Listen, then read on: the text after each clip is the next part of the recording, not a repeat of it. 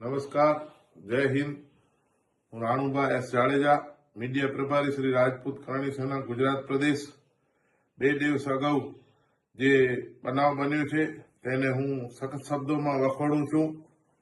મિર્જાપર, ભુજ તાલુકાના મિર્જાપર ગામના આચાર્ય શ્રી વિલાસબા જાડેજા સાથે જે કચ્છ જિલ્લા વિકાસ અધિકારી જે ડીડીઓ સાહેબ છે તેમના દ્વારા જે ગેરવર્તન કરવામાં આવ્યો તેને અમે વખોડી કાઢીએ છીએ.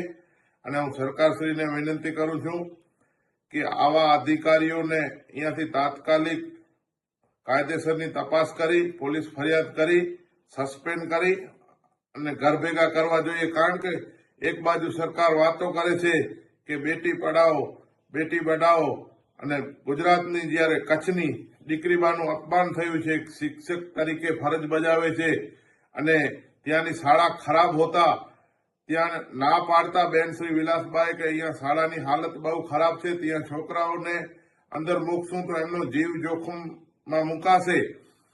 કારણ કે સરકાર શ્રી અને સરકારના અમુક અધિકારીઓ જે ભ્રષ્ટ થઈ ગયા છે. હજી હાલમાં સ્કૂલ નવી બની છે તેમ છતાં બેસવા લાયક નથી. તો શ્રી વિલાસબા જાડેજા જે આચાર્ય શ્રી છે એ સાચી વાત કરી કે આમાં ન બેસી શકતા હોય તો કોન્ટ્રાક્ટરો વિરુદ્ધ અને જે ભ્રષ્ટ અધિકારીઓ વિરુદ્ધ ડીડીઓ શ્રીએ કાંઈ તપાસના આદેશ ન આપ્યા, સામેથી જેમ ચોર કોટવાલને દાટે તેમ. કારણ કે આ બધાની ક્યાંક ને ક્યાંક મિલીભગત હોય છે અમુક જે ભ્રષ્ટ અધિકારીઓ છે. એના લીધે બહેનબાને ત્યાં બોલાવીને સસ્પેન્ડ કરી નાખશું. અને તાજમહેલ બના લેંગે તેરે લીએ આવા જો શબ્દોનું ઉચ્ચારણ કરતા હોય તો એક તો ગેરબંધારણીય છે અને ગુજરાત અને કચ્છની પ્રજા એ ક્યારે સહન નહીં કરી લે.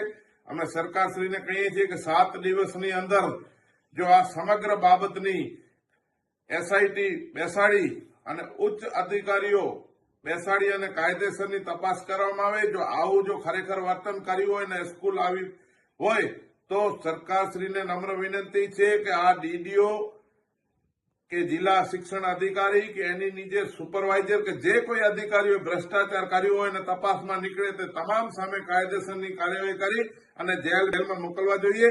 કારણ કે આવા ભ્રષ્ટ અધિકારીઓ છે ગુજરાત અને કચ્છને ભ્રષ્ટાચારથી એટલી હાલત ખરાબ કરી નાખી છે જેની વાત મૂકી દો. અને જો કોઈ દીકરીબા માટે આવું કરતા હોય તો અમે શ્રી રાજપૂત કરણી સેના ક્યારે સહન નહીં કરી રાખીએ. અમે છે દરેક સમાજની દીકરીઓ માટે ભૂતકાળમાં લડતા આવ્યા છીએ. અમે રાજપૂત છીએ અને ભવિષ્યમાં પણ લડતા રહેશું. આવા અધિકારીઓને કહેવા માંગીએ છીએ જો તમારી માનસિકતા છે સુધારી નાખશો ને તો તમારા માટે બહુ ખરાબ થશે. કારણ કે કચ્છ અને ગુજરાતની પ્રજા હંમેશા દીકરીઓને, માતાઓને માન આપ્યું છે, સન્માનીય છે. નારી શક્તિને સનાતન ધર્મમાં પણ ઉચ્ચ સ્થાન આપવામાં આવ્યું છે, પૂજનીય જ્યારે આપણે માનીએ છીએ. ત્યારે આવા અમુક અધિકારીઓ જે છે તો આવી ગેરવર્તન કરતા હોય તો એના સામે તાત્કાલિક ધોરણે તપાસ કરી કાયદેસરની કાર્યવાહી કરી અને તાત્કાલિક ધોરણે એમને સસ્પેન્ડ કરવા જેવી માંગણી કરી છે. અને 7 દિવસની અંદર અમે જિલ્લા પંચાયત હોય કે કલેક્ટર કચેરી હજારો માણસો ત્યાં ભેગા થઈ અને ગાંધી ચિંધ્યા માર્ગે ઉતરશું. જેની સરકારશ્રી અને કલેક્ટરશ્રી કચ્છ નોંધ લે અને નામદાર અદાલતમાં જવાની ફરજ પડશે તો આ બહેનબા માટે શ્રી રાજપૂત કરણી સેના હાજર છે. અમે જે કંઈ શ્રી નામદાર અદાલતની અંદર જવાનું પડશે તો આવા અધિકારીઓ વિરુદ્ધ પણ અમે ફરિયાદ કરીને એમને ઘર ભેગા કરશું. જો ખરેખર ભ્રષ્ટાચાર થયું હોય તો કલેક્ટર શ્રી કચ્છ અને ગુજરાત સરકારને હું 2 હાથ જોડીને વિનંતી કરું છું કે 7 દિવસની અંદર તમે તપાસ કરાવી અને કાયદેસરની કાર્યવાહી કરો એવી અમારી વિનંતી છે.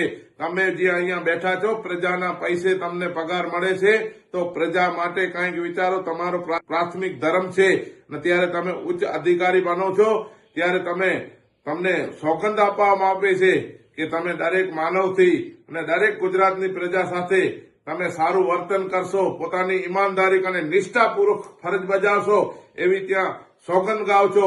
તો ખરેખર સોગંદ તમારી ક્યાં ગઈ જો આવું વર્તન કરતા હો તો નિંદનીય છે. કચ્છની પ્રજા ક્યારે પણ સહન નહીં કરે.